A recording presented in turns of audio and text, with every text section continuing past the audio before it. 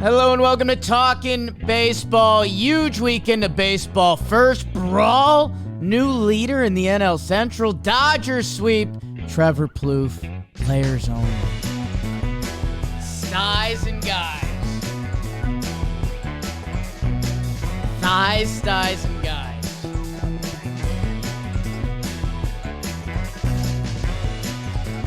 Hello and welcome to Talkin' Baseball, presented to you by SeatGeek. Use code TALKIN off your first SeatGeek order. Trevor Plouffe, a massive week for you. We FaceTimed yesterday. You were feeling it last week. You're here, Big Daddy, and you're going to be on the sidelines tonight on the most watched game of the MLB season. How you doing? Down at Chavez Ravine in beautiful, sunny Southern California. Although it's a little foggy today. I'm doing great. We did FaceTime yesterday. You were on. Oh my gosh, I forgot about this. You were on the couch. Yeah. And I said, "You're a couch guy." I'm not a couch guy because my kids have taken over my couch. And then Noodle was licking your nipples, and it was just it got a little strange. Yeah. But then we kind of honed it in. We talked some life and love, and you know how we get deep sometimes. But I am excited. Yes, I'll be next to the dugout tonight for the next 6 games actually with the Twins. Got a nice little shout out from Dick and Justin yesterday on the Twins broadcast, and I'm excited. I'm a little nervous. I don't know, man. Like it's something I wanted to do. I challenged myself to like get in, and I'm in. You're in. And now we'll see how it goes. I don't know. I could be horrible at it. I'm not really sure how it's going to go. I'm pretty confident. Yeah. But if I bomb, like, I think that's kind of funny too.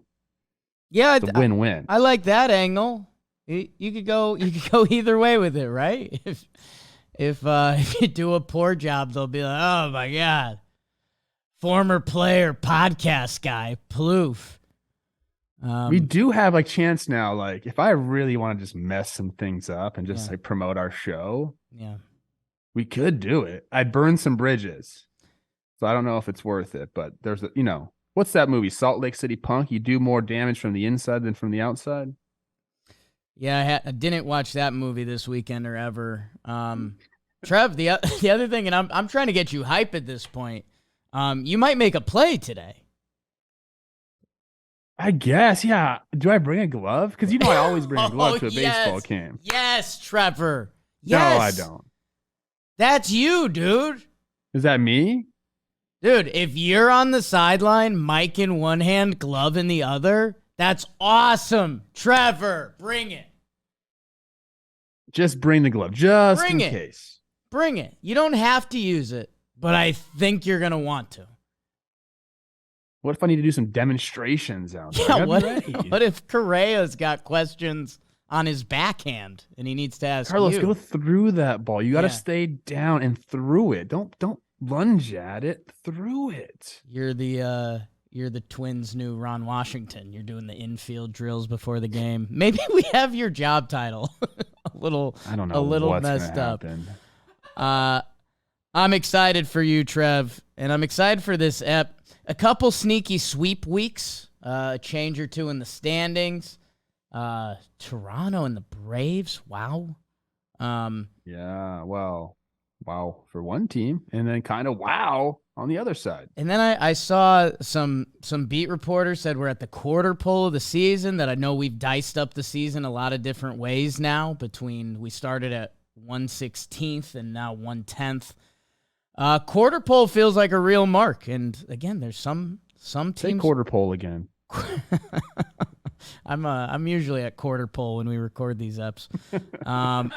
The Rangers 14-7 against teams above 500. That's impressive. Braves 3-8. If you're looking for a stat, you could find it on every team in that middle of the pack.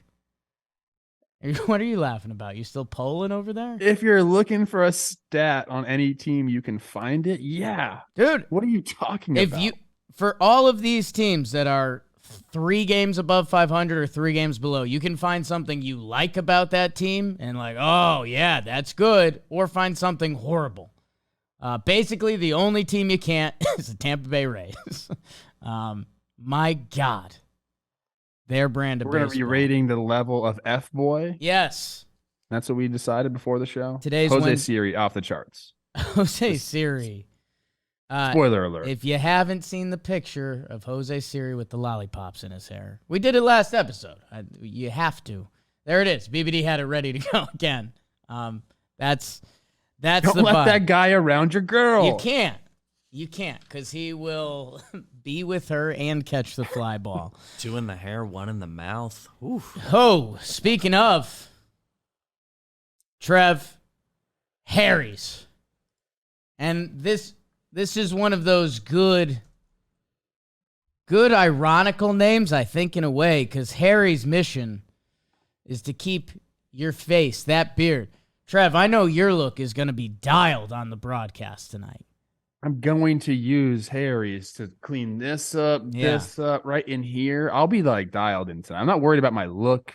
You guys know I got that dial. Trev, I wish you were hip enough to do a get ready with me video, because I would actually watch it. You shaving with your Harry's and then putting your fresh outfit on. People edit things. I don't know. The starter set, $13 value for $3, people. This is in your price range.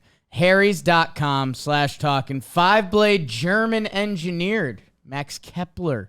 Weighted handle. Foam shaving gel. Travel cover. And get on schedule. They've got their blade delivery. Refills as low as $2. This is the Storielli lane. Yes. Save the hassle. Get the $13 starter set for $3 at harrys.com/talking. Harrys, HARRYS.com/talking, $3 starter set. You know there's a link. Are there any Harrys in the major leagues right now? No. There's got to be a Harry. Tough. We need one. There's a Harry Ramirez on the Rays. He ain't going by Harry, though. You know what, Trev? It's a good point. There's 2 Heralds right now. Okay. Give me the other one, because I don't know him. Harold Castro. Ramirez. Harold Nice. Castro. 2 Latino Heralds? Yeah. Love that. Harry Ford on the way. Harry Ford on the way. Guys, style's hot. If you feel a little funk this episode, we need to give a little love and thoughts to our guy, Dalton, who you may know from Blitzball or has been doing our stats for us.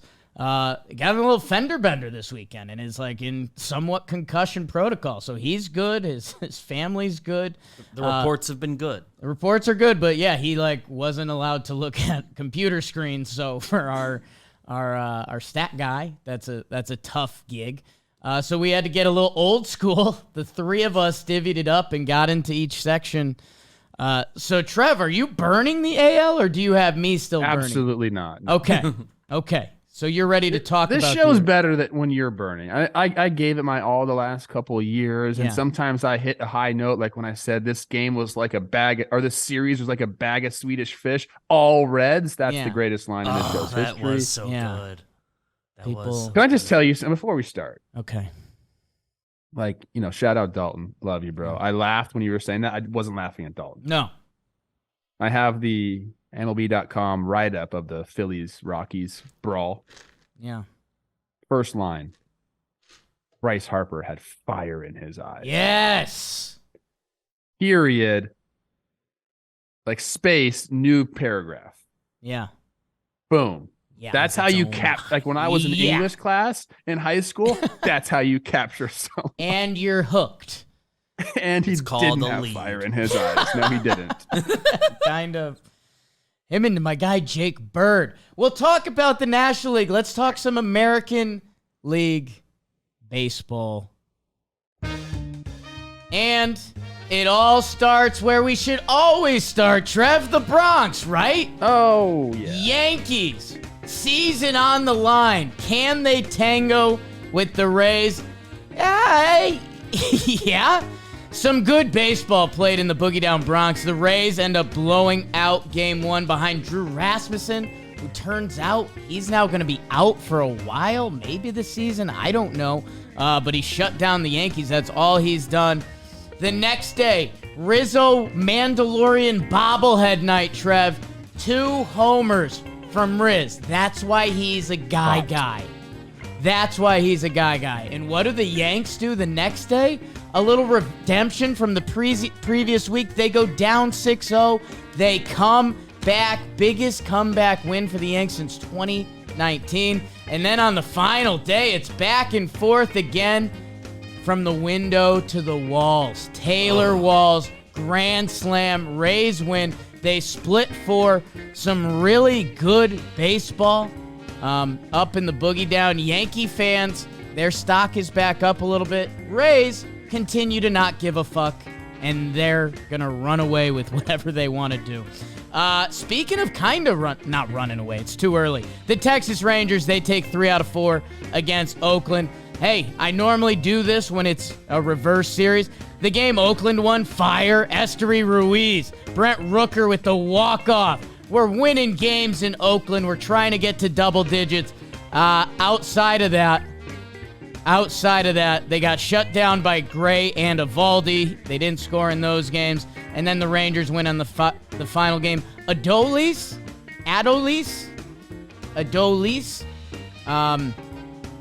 He gets a lot of RBI because that's what he does. He's a grand guy, if you know what I mean. Mariners, Trev, they take 2 out of 3 from the Detroit Tigers. Bryce Miller, you're going to hear about him at some point because he doesn't give up runs. Another dominant performance from the young Seattle pitcher. Seattle also ran away with that first game. Julio and Ty France. I haven't talked about him a lot this year, huh? How about that?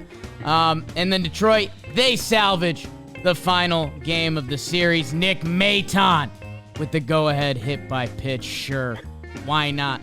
The Guard Dogs, they face the Angels in a mid-off. Oh, come on, Jake. Don't tell that to Josh Naylor, because all he does late in the game, hit a home run to give him the lead. 3 straight games. And guess what? They won those final 2. They lost that first game. Neto, the rookie. Rendon, how's your left side of the infield? Just like the Halos drew it up. They get a couple runs off Class A for the comeback win. But Guard Dogs win the series like I mentioned. My guy, Josh Naylor. Hot. Is he on the fuckboy list? We'll get to that later. White Sox and Houston. Houston takes 2 out of 3 from the White Sox, and that's obvious. JP France, sure, let's pitch this guy, and he's electric. Corey Julks, good to see you back in the game. Jose Abreu comes back home. Him and Tim Anderson hugging and talking. You like that? Cease drops it in that second game, and Luis Robert had a huge series. Homers in each game. He's going, but it's not enough for them to win the series as Hunter Brown versus Giolito. 2 of your guys on that last day. Houston does enough to get it done. Yainer Diaz, his first major league homer. Houston's bullpen with a good performance. And that is what happened in your American League. As the standings would tell you, Trev, the Tampa Bay Rays, they hold on to their AL East lead. Actually, they're only 4 games up on Baltimore, and they haven't had a skid at all yet.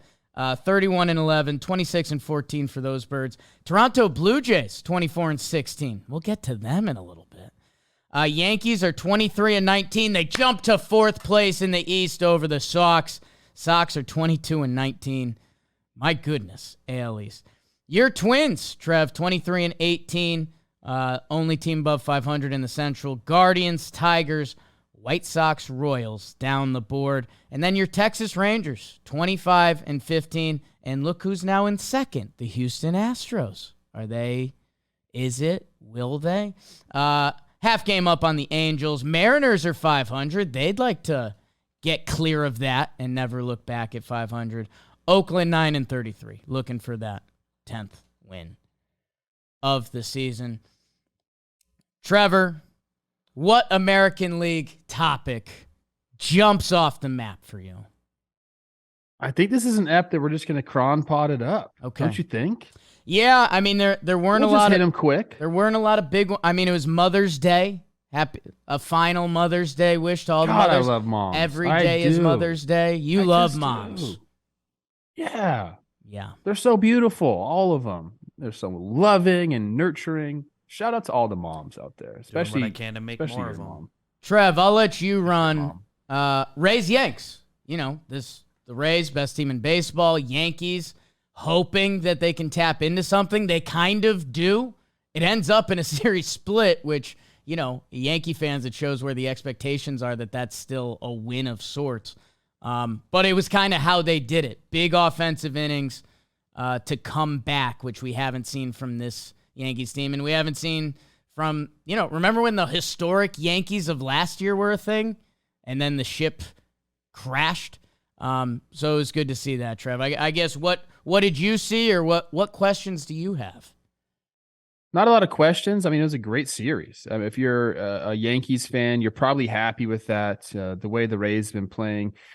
None of the starters really shined in the series. I guess Drew Rasmussen did before he went out with the injury. That was the best start of the series. And then some big homers. You know, the game that I watched, it was that Volpe inning was the seventh inning.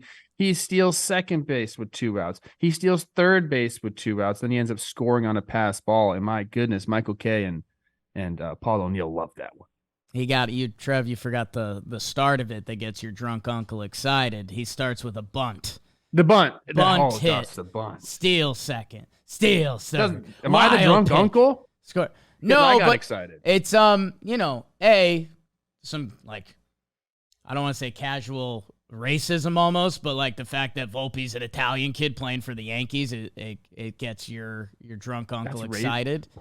That's racist? Well, the fact he doesn't get excited for, say, a young Gary Sanchez getting hot. Yeah.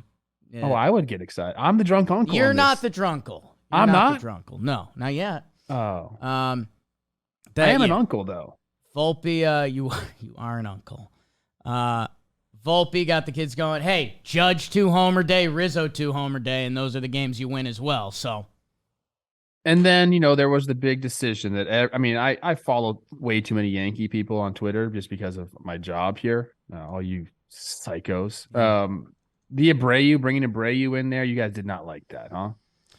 No, on the final game. Then, was that a little bit of a hindsight type reaction? Because as soon as he gives up the home or the grand slam, everyone's like, we knew this was a bad decision. We knew it was a bad decision. Was it really when he got brought in, we're like, no, this is bad? Or was it just after it happened?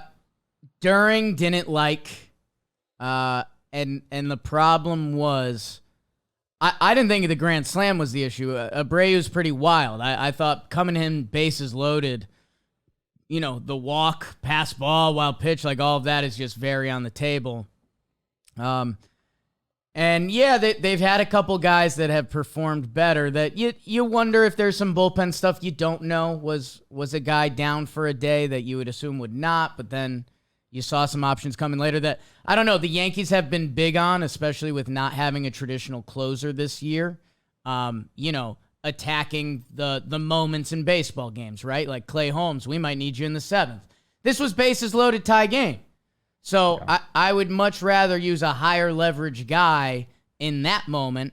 And then if you have to figure out the 6th inning, at least you got to the 6th inning instead of going down 4 runs. So no, I don't think that was a hindsight's 2020 thing. We said it to each other while we were watching the game. So, I mean, that is what managers have to face. And those are some of the decisions. Like what's your strategy in the high leverage situations? If they do present themselves earlier in the game, what are you going to do? Some managers like to run their best relievers out there because they believe that's the lane for them. And some guys like to save them for, you know, the later innings. And in my mind, I think you have to have a guy that you can call on in those big situations, whether it be in the 5th inning, whether it be in the 6th inning, or even before that, if you take your starter out. I think there needs to be a guy that knows, hey, you are the guy that's going to come put the fire out, no matter when the game, and no matter when it happens in the game. So it seems like Boone decided against that. And then I think the only the big takeaway or the big moment that everyone will talk about is Jason Adam thinking he gave up a game tying homer to Judge, putting his hands in his, you know, down by his knees, going like this. And then Jose Siri just saying, New York, baby, catching that ball. Game over. Yeah, I'm sure you guys jumped out of your seats on that one. Rays fans sound off. I kind of sunk into my seat in an excited way, ready to jump. When Judgy gets off that swing, sometimes the ball lands over the bullpens. And it made a good noise, but it didn't get out. And that's the deep part of the ballpark. I think Rays fans and Yankees fans both walked away kind of happy with this series. There's 4 in the Bronx. Yankees gave their best punch, and the Rays, I don't know, they were never flustered. I think these teams have now played 7 games this year, and 6 of them have been 1-run games. So These teams are battling. Yankee fans were happy to see that their team has a go switch. Trev, you get mad at us, but it's literally the organization's philosophy. Like, they don't take April seriously.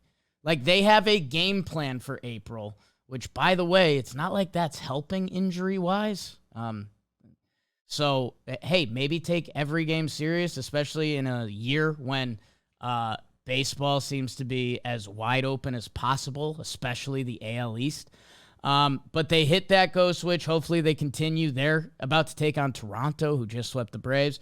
And Rays, you're leading in every offensive category, which is nuts. First in starting pitcher ERA. The bullpen's starting to get hit a little, and they lost. Fairbanks was so good for them. Clevenger's a guy for them. So they're going to need some performances out there. You just know the Rays every year have gotten performances out there. But Rasmussen and Springs, think about how much we were talking about Springs early in the season. I know Glasnow's trying to make his way back. They've got he came out of his rehab start. Yeah. They're dealing with the injury bug a little bit, and it'll be interesting to see how their pitching can react day to day. That's been the Rays' strength for the past decade, so it doesn't concern you. Trev, their hitting and the pressure they put on you is insane. The speed that Wander, Randy, Siri, Walls, Margot have. And the sicko part of it, Josh Lowe, this was my real introduction to him. He's got pop. Like, when you see a guy swing the ball and you kind of mentally in your head think about how far it's going to go. His ball goes further than that, and he showed that with a couple big boy homers. Trev, their Rays also kicks in. Like, he was the last guy a couple times that I wanted to see at the plate. Well, never mind. Randy's on their team. They pinch hit him because it was left on left, and his numbers versus lefty ain't been great. So they're pinch hitting with, like, the backup catcher because they're the Rays, and they don't give a fuck. It's true. Look, I just saw Josh Lowe on MLB Network. He's got great hair, great style. We were going to rate everybody on the F-boy meter. I think we're going to move on from that. Might be a midweek topic. Maybe a midweek topic. Yeah. We'll say no, that. they're incredible to watch. They really are. And the Yankees, I got to credit you guys for like hanging around because I still just, it doesn't seem like you should be hanging around, to be honest with you. I know Volpe's been playing better as of late, and that helps a lot to lengthen the lineup. But still, like, I don't know. I give credit to you guys. I mean, I won't really take too much. Hey, Stanton, in theory, could be back in a couple weeks. Severino could be, by the time we're doing next Monday's ep, could be back. Rodon, we're supposed to get some updates. No one's excited, but remember, he was their big move. So, like, if what's happening? I mean, I don't even. We can't really get into. We're talking too much Yanks right now, but we don't know. The story is that there's just nothing. Yankees could be legitimately in the mix in a couple weeks, and I think 2 weeks ago we wouldn't have said that.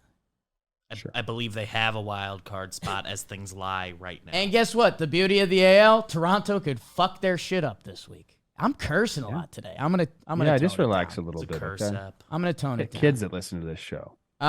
Rangers, Oakland. Good team, bad team. IMO. Love. I'm going to enjoy every Oakland win this year because I do feel good for those guys who are battling it out and going through it every day. But again, I know the A's are one of the few teams this year that you're supposed to beat. The Rangers' numbers keep getting more real and more real and more real. They're legitimate. We talked about, I believe we mentioned Eovaldi and his streak on our Friday episode. That was a Thursday start for him. I mean, 28 and 2/3 innings. And if you look at their starting pitcher ranks, I mean, they're like 5th in ERA, 5th in WHIP, I believe. This is a team that's really putting it all together. Their offense is absolutely clicking. They've scored over 10 runs more than any other team in the big leagues this year. I mean, they're putting like a herding on the baseball, not even giving teams a chance. And if you look at this series, I mean, they scored 11 runs on Sunday. And the other 2 games where they only scored 4 and 5, they shut the A's out. So it's like, hey, either we're gonna have our starters dice you up, or our offense is going to show up, and like we have so many different ways to win. It's been very, very impressive to watch them, and they have length. Their starters are showing up. The bullpen needs a little bit of help, but they've been okay, and their starters have also given them length enough where they're not really getting tested with their bullpen. So it's quite the mixture there. I know this was a series against the A's. We talked about how poor that team is, but you still got to take care of business, especially in a 4-game set. 3 out of 4 there. And yeah, man, they just got some guys going off. And how about been fun to watch. Texas? They just finished off. That was a 10-game road trip. And I know Oakland is in a different class of a lot of teams this year, but to now go home, Atlanta, Eeks, and the Rockies, who have been playing a better brand recently. 10-game road trip, like you mentioned. It was 3 cities, all within the division. They went 7-3. They played the Angels, they played Seattle, they played Oakland. Yep. That's what you got to do, man. Go 500. That's why they're ahead in the division. 25-15. It's their best start through 40 games since 2013. We said it could have happened. Like, I think that's where we were on the preseason with the Rangers. Like, hey, man, all this has to go right. It's a big melting pot of new players together. Can they form a bond? Can they do it? And honestly, that was kind of a stupid take if I really think about it. Like, it's baseball, Trev. Like, I mean, it's baseball, but when you put a bunch of good players together, right, like you're giving yourself a chance, right? I guess I think the thing that's surprising me in hindsight, Trev, is that I'm surprised we weren't more excited for Texas from the perspective of, like, let's hope this works so more teams do this, right? Because we give the Mets and the Padres all the love in the world for going out and getting players, and Texas did that, and it's working. But if you were to say, hey, Jacob deGrom's going to be hurt, he's going to pitch a few games and go on the IL, like, I'd be like, yeah, exactly. Like, we don't know how this is going to shake out. Like, are they going to be able to sustain that? Here's John Gray taking a no-hitter into the 8th, and like, they just have found a way to get it done, dude. That guys have just stepped up. They've got dudes. Another team with dudes that we've been waiting to go, your Mariners, Trev. They win 2 out of 3. Start winning series, Mariners. They get to 500. And yeah, Bryce Miller, the kid, has given them an effort, which they've started taking advantage of. And I don't know if you're hearing about him now or later. Let's just talk about him now. Okay, go. You're my Mariners guy. I am the Mariners guy. And we talk about like top end rotations. I know we've always mentioned the Mariners as being one of them because of their depth, and they've had to call upon it this year. And this guy, I mean, they're able to just pick up people from their farm system, bring them to the big leagues, and these guys perform. I mean, this guy's, I mean, was their number 2 prospect. So we knew that there was, some expectations for him. But here's a stat for you. Ooh. He's done something that no other starter's done since 1901. Where do they even come up with these stats? Good year. Yeah, that is a good year. What happened in that year? Give me some highlights from the 1901. 1800s were just in our rear view. It was over. We were moving on. It's like Y2K, but Y219. I think that doesn't make any sense. Yeah. He has 3 starts now. In 19 innings in those 3 starts, he got a .47. That's the ERA. Whip's even lower with a .42. Think about that. 3 starts. You're averaging 40% of a runner per inning.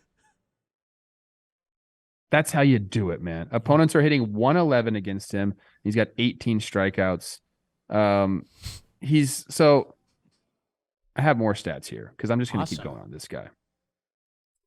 In each of his first 3 starts, he's gone at least 6 innings while allowing 1 run or less, 3 hits or fewer, and 1 walk or fewer. That's the thing I like the most. And that's why the whip's so down. Just walk anybody.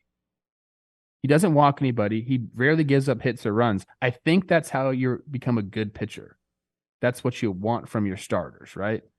And this one was impressive, and Service talked about it afterwards. Like, he usually relies heavily on his fastball, but he decided that, hey, I wanted to change it up today. So he was 70% fastballs in his first 2 starts. He only threw 49% of his fastballs against Detroit, and he picked up his slider and his curve a little bit more. So he made an adjustment. 3rd start in, he said, hey, these guys are looking to jump on my heater because they see it's a 70% pitch. Let's throw a little wrinkle in there.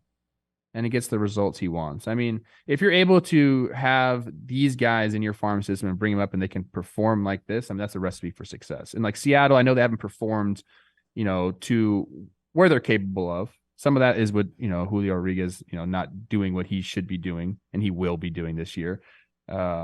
But they're going to be in the mix because they got this rotation that's just otherworldly. Yeah, I mean, they're off. You've talked a lot about how the Twins and their offense hasn't clicked yet. Like, Julio had a slow start last year. He had a slow start this year. He has a nice series. Now is his go button going to go? Teoscar has a big game. His OPS plus is under 100. I mentioned Ty France. The numbers are starting to get to a good start, but remember how much we talked about him at the start of last year? Jeff Passan was like horny Mariners tweeting about him late night, and everyone was like, easy, Jeff. Why is he so horny all the Jeff, time? Like, okay, Ty France is really good. You got us. I relate to Jeff in that way. J.P. Crawford. The guy who's gone for them to start the season is Kelnick. No one else has played above their skis. Jake, they're 27th in OPS. I know. That's pretty crazy. And literally no one in the world is betting against Julio. That I wouldn't be surprised if he gets a brief slow starter thing in parentheses. He goes again, and then next year he'll light up April, and he'll be like, oh, he was a slow starter. Yeah, the offense will pick it up, and you hope that the pitching staff, the starters and the relievers can continue at this pace. I don't see any reason why they won't, because they just are that good and they're that deep. So once the offense comes, I mean, we talked about this with the Cardinals. Like I said, hey, this is the cheapest you're ever going to get the Cardinals to win the division. They will go ahead and sweep the Red Sox. Spoiler alert. Sorry, guys. This is probably the cheapest you're going to get the Mariners. If you believe in the Mariners and you're trying to sprinkle a little something right now, I mean, once this offense gets rolling, they're going to reel off some wins, man. They're going to be right back there towards the top of that division. Do you think that the Rangers and Houston are that much better than Seattle? I mean, we've seen even last year in the playoffs. I know they swept the Mariners, but those games were so fucking close, dude. Like, this is. I believe the West is wide open still. Those 3 teams are going to go at it. And like I said, if you are inclined to sprinkle a little bit, I would do it on the Mariners now before that offense gets clicking. Hey, Mariners #1 in bullpen ERA. How about that? And their starting pitching has been pretty good. Stop walking so many people, Mariners bullpen. That offense. Shout out Nick Maton. Boston, Atlanta, Oakland coming up for them. Trev, we love our doses of your AL Central. Because the Tigers and Guards have been fighting for that vaunted second place spot. Guardians / Josh Naylor with a lot of late home runs. They take 2 out of 3 from the Angels. And yeah, it's one of those, again, the quarter pole, if we are there. The Angels have drifted back down close to 500, while you just said the Mariners might be on the way up. Texas has been up. Houston's on their way back up. And meanwhile, I feel like the Guardians have been looking for the spark to get them going, because they're starting to get their young guy pitching performances. We see Bybee, Issa Bibe, that's his Twitter handle. Issa Bibe. Kelly. You going to talk about him later? You might hear about him later. Yeah. Different competition growing up than I had. Guardians take 2 out of 3. I get to hear Chris Rose talk about the Guardians and their woeful offense so much. And that's what's going on here. I mean, I know Josh Naylor saved the day a couple games here. But, first game off of Emmanuel Clase. Yeah. Angels come back, take that W in the first game. Tyler Anderson looks pretty good, goes 6 innings pitched, 3 earned runs. Then it was the Josh Naylor show, man. He comes in 2 3-run homers. In that bottom 8th in the Saturday game, Josh Bell singles to get him within 2. Naylor hits the homer to put him ahead. Jimenez insurance run. They shut the game down. And then kind of the same thing there in the bottom of the 8th on Sunday's game. He homers another 3-run homer to put him up. And he wins the game for his guy. Trev, he didn't get the win, Bybee, but we need to game plan a way to figure out how to quantify when you're playing teams in the season and what that means. Because I'm looking at the Guardians, who 30th in OPS, 30th in homer. I mean, their offense has been, Chris Rose has been right. Their upcoming stretch, White Sox, Mets, White Sox. Mets have been struggling. White Sox have been struggling for a year. A year? The Mets, I'm so interested to see. Because they won a couple games. Are they going to make the turn? They've had injuries. They're playing at the New York Mets, which, again, if you've played the Mets the past 2 weeks, that's been a good lane for you. They're seeing Scherzer, Carrasco, Verlander. So, like, if you played the Mets the last couple weeks, you didn't play a top team in baseball, you could potentially be running into a complete buzzsaw, and that's part of the baseball schedule that, like, needs to be quantified. Like, when and who did you play on these teams? Oh, when plus, I think it's what it's when called. plus. Yeah, I like okay. That. They're just going to bunt on those old guys and get JV and Scherzer pissed off. Max Scherzer does not like when you bunt against him. That's the dumb, I don't mean to call Max Scherzer dumb. I'm not actually calling him dumb. Any starting pitcher that doesn't like to get bunted on, that's dumb. That's just dumb. And you know what that makes a hitter want to do? Bunt on you. Yeah. This is a bunt episode. I keep telling people the bunt is back. The bunt is back. Put some pressure on these dudes. Make them make a fucking play. Bring them up. Yeah. That's what bunts do. Gosh, I should give my award to the bunt today. And just talk about how sweet it is and what it can do to a freaking ball club. Because people don't know. Those computers ain't out there fielding the bunts, bro. Wow. Put it that way. Put that on a shirt. Make every third baseman in the league wear that shirt. The computers ain't fielding bunts. Back to the Guardians. They lose the game. Trout, who was slumping, brings the Angels back against Clase. The next day, going into that game, Cleveland had 11 consecutive games scoring 4 runs or fewer. So Terry Francona's in the dugout saying, okay, I'm going to talk to the guys after the game. He's formulating his speech in his head. And then this quote is so good. He goes, 10 minutes later, you're like, oh, hey, way to go, guys. And then you have to give a speech. That's baseball, Susan. That's managing. That's a good manager. So shout out Cleveland, 2 come from behind wins. Chris Rose is going to be happy when I film baseball today after this. And that makes me happy. I know I'm a broken record. Every time I pull up a team's schedule, I'm just like, geez. Halos are going at Baltimore and then Minnesota and Boston. And it's just like, What does that mean, though? What do you care about that? Like, every team's schedule I look at, I see, like, 500's okay.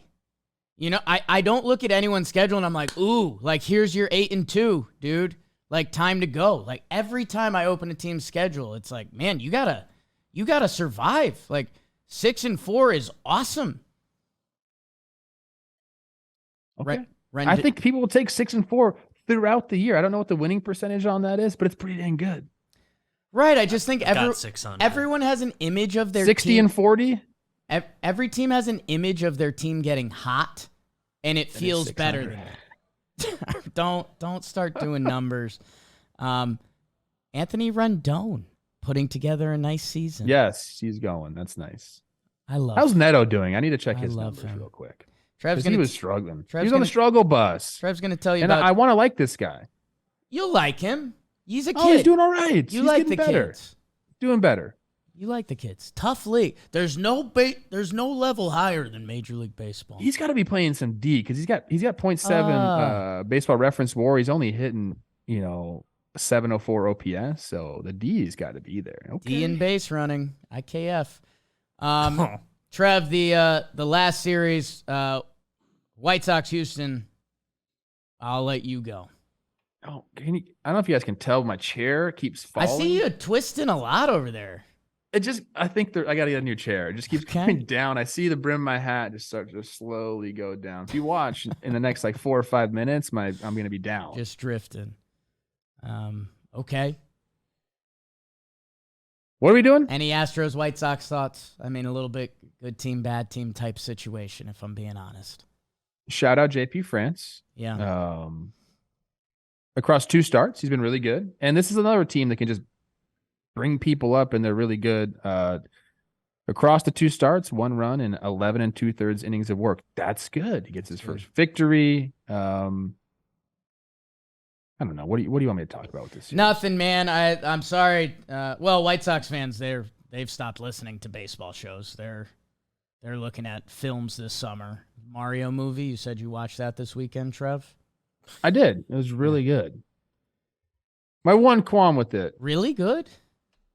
Really good. Okay. Not enough. There was a split second of the Yoshi character, and what's up with that? Yeah, I mean, Yoshi's a guy in that Yoshi. world. I think they're saving. This is going to be Yoshi's Island will be something. That's my opinion on it. Hey, Houston bullpen, that last game, 3 1/3, no hit.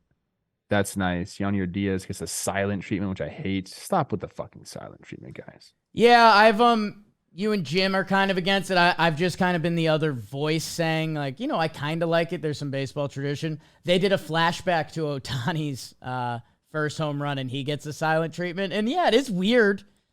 It's weird when you go look at the highlight. It's absolutely weird. I guess that's part of the reason I still fight for it a little bit. Yeah, you like the weird because I was laughing. I think the first Guardians Angels game was on MLB Network, and they were like, Shohei Ohtani plays against the team he hit his first homer against. And I was like, what? Rivalry game. Let me change my plans. Shohei does numbies, man. Let me look at Houston's overall numbers here, because they seem like they're just hanging around just enough until they get fully healthy, and then they're going to explode. Offensively, haven't got it going to where they need to be, and they're where you'd expect pitching wise. I mean, 7th in WHIP, 4th in ERA from their starters, 3rd in WHIP from their relievers, but 28th in OPS and hitting. That's lower than I expected. I know Jose Abreu has been abysmal. No Altuve. Tucker's been doing his thing, but that's not what you expect out of a Houston freaking Astros lineup. Holy crap. Trev, I'll call it now, and I just said I haven't been seeing a lot of this. Houston next 10, we might see an 8-2. Cubs, Oakland, Milwaukee. If they get 2 out of 3 and then a sweep over Oakland, I think we might. Week and a half, I think we're going to see a Houston jump. Yordan Alvarez, yeah. Sneaky, just flying under the radar. We know he's good. We barely talk about him anymore because it's just fuck. How much can you talk about how good of a hitter a guy is every single episode? He's got 9 homers. He's got 37 RBI already. He's a freak. 37. He is a freak. 956 OPS. Oh, wait, Mad Dog's on. Hold on. Oh, boy. White Sox, Luis Robert had a big series. Last game, they had 4 pitch clock violations. So, good. Alex Bregman got to get it going. Oh, okay. I haven't been on the Houston Astros a lot. I haven't really paid a lot of attention because, again, they just seem like a team that's just going to be there. So you don't have to focus on them too much until the time is right, come late in the season. But these guys got to step it up. I mean, they have 3 guys with an OPS plus over 100. That's Jeremy Pena right at 100. Tucker's got an 800 OPS. That's low for him. He's got to go a little bit more. Let's go, Kyle Tuck. I said Kotuck. Kai Tuck. I said Kotuck. Kotuck and Kai Tuck, huh? You should grab him Tuck too. So much. Why don't you grab some Topps Bowman baseball cards? Because they're the best in the biz, Dale. Easy as that. 1948. We're talking World War II. They started cranking these bad boys out, and we have been obsessed with them since then. I mentioned 1901. We were praying for baseball cards. And now Topps Bowman, they've got the best, whether it's top-rated prospects, rookies, vets. It's a fun and exciting hobby for everyone. Maybe a good, Mother's good mother-son hobby, good father-son hobby, father-daughter. Saw your daughter Isla in the card game. You guys did a nice video. Top prospects, Drew Jones, bang. Trev got that card, kept it. Jacob Berry, Justin Crawford, Spencer Jones. Find the game's future stars in 2023 Bowman Baseball. Available at your local hobby shops, retailers, and Topps.com. There's a link in the description. And Jake's plug on it. The cards are really pretty. They're really pretty cards. So, okay. It's a good look. Okay.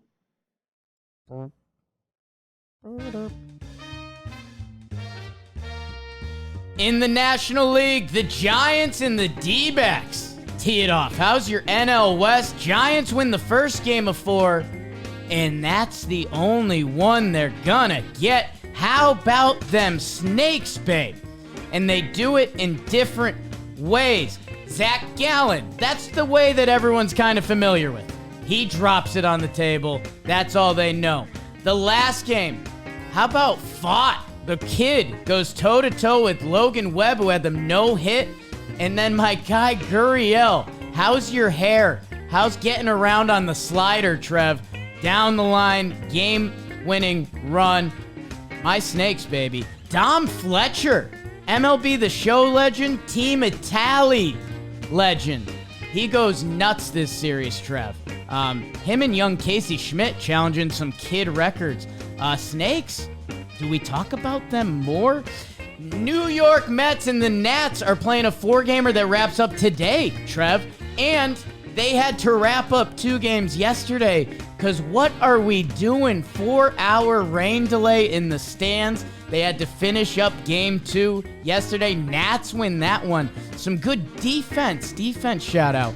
Alex Call making plays. CJ Abrams getting big with a game-winning home run. The Mets been scuffling. They get a big 8-run inning on a Scherzer day to win game 3. We'll see what happens in the finale today. Reds versus Marlins. Buckle me up. Call me Shirley. Reds win the first 2 games. Marlins salvage the last. We got to see Yuri Perez's debut. That's exciting. Jake Fraley doesn't care. Jake Fraley went off this series. Couple homers. Homering twice in the first game and then again in the second game. Rake Fraley, baby. Sandy, they try to extend him again, and he gives up another lead in the 8th inning. We can kick it to the pen guys sometimes. Marlins win the last game. De La Cruz has a big day. Garrett Cooper's back for them. Reds don't get it done with runners in scoring position. Reds win another series. Happy for them. They're playing okay ball. Phillies-Rockies, the brawl of the century. Centrally? Bryce Harper had fire in his eyes. Him as Jake gives him the bird. Very much a baseball brawl. Rockies win that game. Kyle Freeland, that curve be curving. They shut down the Phillies offense after they won the first 2 games. Bryce Harper hits his second homer since coming back with his bionic arm. Just to remember, he's a freak. He upped his throwing program from 75 feet to 90 feet. That's where his right arm is still at, and he's playing ball. What an absolute freak show. Taijuan Walker, he pitched in the first game. Phillies win the series. Tampa got ejected in that last game too, so things were just tense. Things wish they were more tense for Padres fans. Dodgers sweep them, Trev. Shocked. Dodgers 4-2, 4-2, 4-0. Padres bats go pretty quiet. The Saturday Fox game. Urias Musgrove pumping into my veins. Good action early. Shut him down the rest of the way, and then they shut him down the whole next day. Trev's guy, Tony Gonsolin. He's back, and he's shoving, because that's all he's done at the major league level. Mookie Betts hits a couple homers, even one for Mother's Day.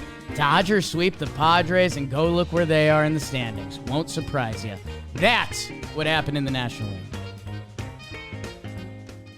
Oh, man. Speaking of those standings, Trevor, Braves 25-15, 5 games up on the 500 Phillies, who are in second place. Mets and Marlins both a game under 500. Nats 17-23. Sure, Trevor fell in his chair again. Your now NL Central leading Brewers are 23-17 and a top. Pirates are 22-19. Cubbies 19-21. Reds 18-22 on their butts. Cardinals 16-25. You'll hear about them. Dodgers, yeah. The run differential is back. They are 11 games over 500. Diamondbacks 23-18. Padres 19-22. Giants 17-23. Rocks 17-24. Trevor Plouffe has the juice. What's your NL juice, Trev? NL juice. I'm just going to start here because it's right in front of me. I want to go Dodgers, Padres. Okay, we'll good. So we're not going Crom Pod right now. Good. I got sent this, and a lot of Dodger fans, that's a big market for us. They keep sending me the stat. Win-loss record of the Padres against the Dodgers since the crying Kershaw meme. Ooh. You want to take a stab at it? 0-5, Jake. 0-5. 0-5 since the crying Kershaw meme. That dude, scoreboard operator, fired. You're out. You're fired. You're out, fired. Pop. Sorry. Oh, you're going to taunt the best team in baseball over the last decade? Probably the best starting pitcher we have had in our generation? You're going to taunt him? You're going to go 0-5. That's obviously not the reason that the Dodgers have beaten the Padres the way they have. But you got to just think, sometimes just chill out a little bit. You got a W, first game of a series, and you're going to put that up there? Like, don't love it for them. Dodgers took it to them the entire time. Remember that Sunday night game that Hader gives up the home run to Betts? Otherwise, they would have won that series. Like, how different does all of that feel now? The pitching, yeah, exactly. The pitching showed up for the Dodgers this series, and for both teams, really. 4-2 to show great fortitude those first games. Did you say that in your burn? I didn't. Listening. I didn't. That's incredible for you. And then Gonsolin shows up, shuts him down. Big homer by Betts on Mother's Day. I love the way that you did the sheet. Now, we told you guys that Dalton, our researcher, is gone, and I filled up the AL sheet. Yeah. Beavers took IL, and Jake took the NL. The way that Jake filled out the NL sheet is exactly how you'd expect Jake to fill out the NL sheet. It's great. Just kind of like catchphrases. Yeah. Manalytics. That's what that is.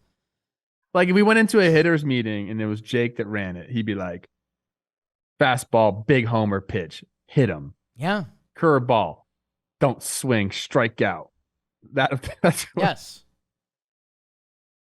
Anyways, with that series, Blake Snell actually had a pretty good start. 6 innings pitch, which is quite the distance for him. He doesn't go too long into games with the only two earned runs, Mookie and Freddie going back to back, but it was a dominant showing from the Dodgers. It really was. And they, I've been researching them a little bit because obviously the Twins are going in town. I'll be there tonight. I was talking to Morneau about them over the weekend, and he's like, "Hey, what do you got on the Dodgers? I know you've been watching all the games." And I said, a Jakeism actually. I said, "Dude, they just got a lineup with a lot of guys that can hit. It's length. That's what you need in these lineups, and that's what the Dodgers have, man. Because anyone can beat you." And I said, I don't know. I said a couple shows ago about how I think Will Smith might be the best catcher in baseball. Go look at the fucking stats, people. Yeah. I'm sorry. Go look at the stats, what this guy's been able to do. I just saw MLB Central had a big segment on him too, so they've been listening to the show. He's incredible. Everyone's incredible on that team. The Dodgers are just an absolute juggernaut. The way they're able to dip down and replace guys, we always talk about that, but it just continues to show up, man.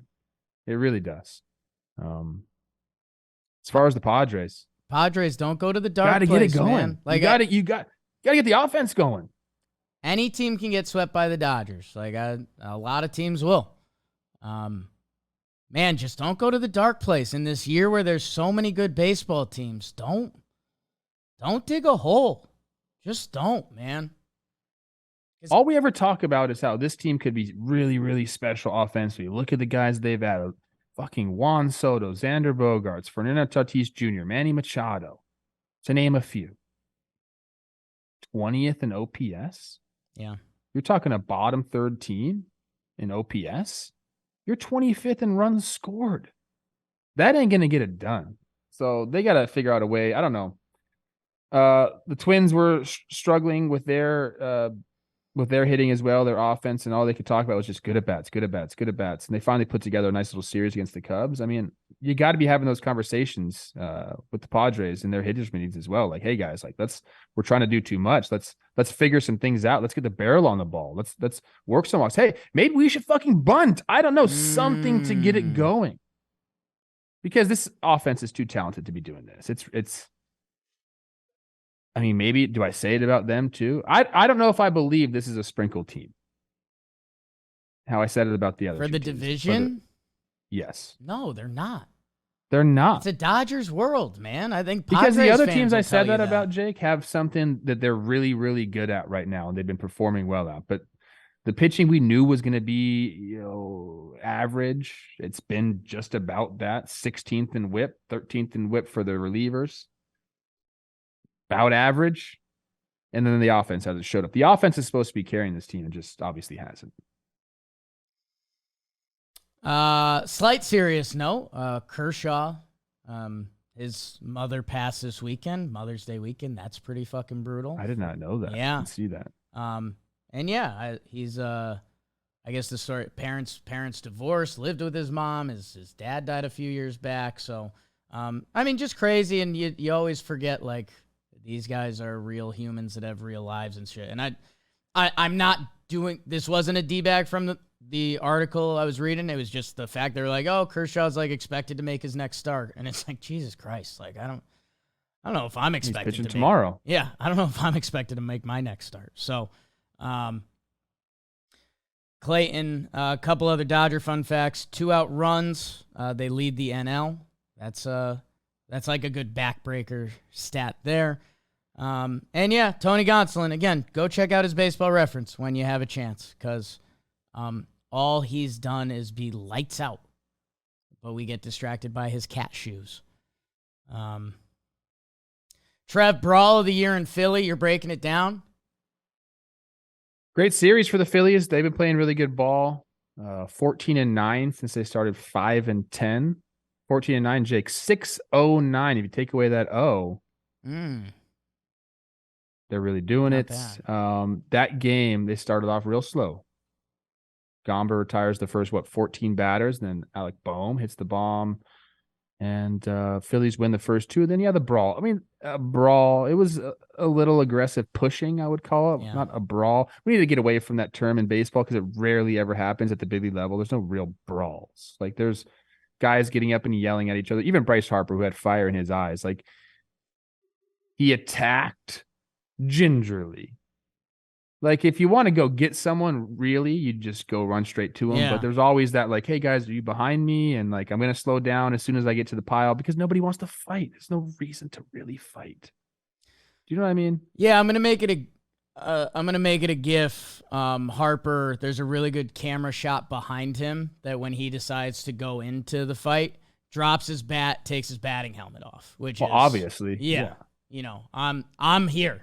I'm joining the party. Which is silly because if you go into a fight, you just want all the gear on as much as possible. Yeah, I mean, there's famously in Yankee land, A-Rod Veritek. There's Veritek kept his mask on. Depending what side of the fence you land on, you're going to be on your guy's side. But the way Bryce did it was, we talk about this with Bryce's outfits. Bryce is a pretty calculated cat. He knows like baseball protocol that if he's going to get in the mix, it's like, okay, no bat, no helmet. And then you're right. It's not a sprint into the fight. It's power steps. Like, I hope someone doesn't catch me. With this stuff, it's usually just like, hey, I want to fire my team up. I want the boys to know that I'm about it. And that's what Bryce did. You don't want to get anybody hurt. Like I said, nobody wants to fight in the big leagues, dude. Unless someone does something really disrespectful. Let me tell the people this right now. If you're an adult or anybody, there's no reason to fight.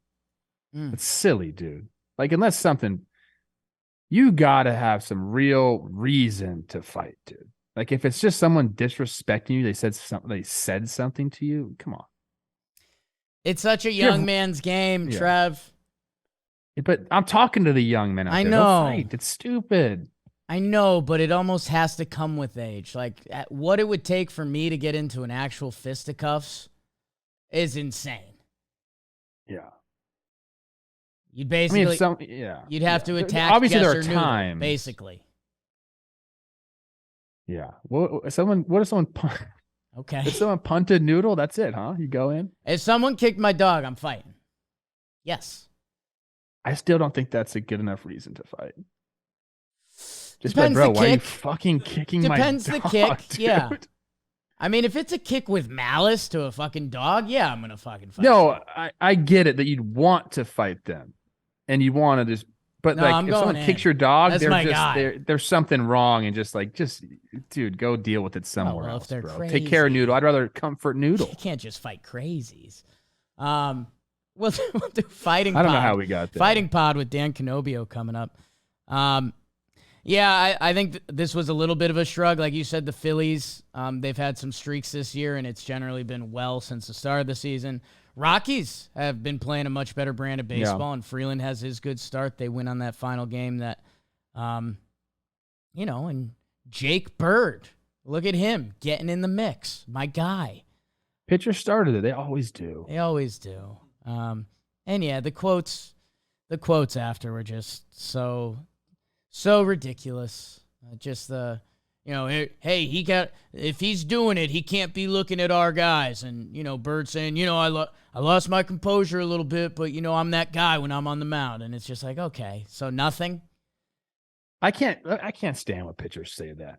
I got to go to a dark place to get guys out. Really, bro? Yeah. It's a baseball game. A dark place. I'm that guy. I don't know. You are that guy, Trev. Never was that guy. Trev, your Marlins and Reds. I know you watch all three of those games. Break it down. Will you stop kicking it to me, please, with these games I obviously did not watch? Your sheet is just absolutely... Trev, that's the joke, Pop. That's the joke. I'm happy for Jake Fraley, who's got off to a really nice start. How about that? Rake Fraley, as he's known. Big Jake episode.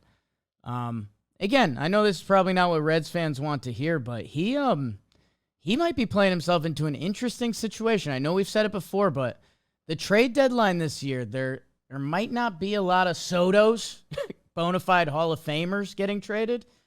But someone like a Jake Fraley could be a big impact piece for another team. In Reds, if you play your cards right, that can turn into someone that can be important for the next 5 years instead of what he's doing this year. They're also calling up Matt McClain, shortstop prospect for them. And I know their guy, Ellie De La Cruz, has been killing it in the minor leagues. I think Reds crushing. Reds fans on the whole have, the big boy team is playing good baseball. There's kids coming, and the other kids are I think Reds' energy is so much better. Remember how much hate they had for the team owner? That was the Reds' storyline. They're actually playing good ball. Yeah, they're graduating some of their guys up there, and they're performing. Raley was hitting 197 at the end of April, but then he's just kind of gone off since then. He's got his average up to 260. So shout out. I love when guys do that. Yeah. All I hear on the internet is about De La Cruz and how hard he's hitting the ball. I would love to see that guy in a big league uniform. There's no reason that he should not be on this team. Bottom line. So you bring up your shortstop prospect. Let's bring this guy up too. Just find places for them in your lineup. Let's do it. Yeah, a little bit of sad news. I saw Lodolo went on the IL with a calf strain or something like that. Yep. That's one of the guys that they're going to be counting on for years to come, obviously. But yeah, man, I want to see the Reds go do it.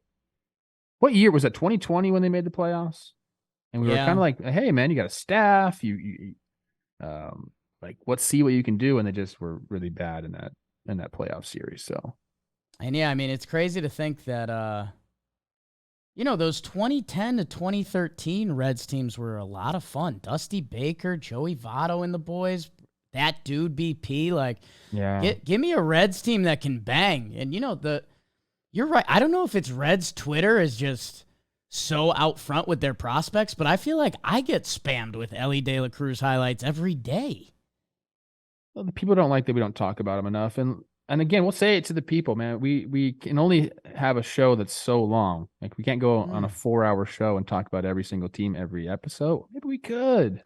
Except I have responsibilities. In 37 minutes, I have to be with Chris Rose. Then I have a conference call for Bally Sports. Whoops. On the Marlins side of this, Yuri Perez makes his debut. He looks filthy. A decent line, 4 2/3 with 2 earned runs.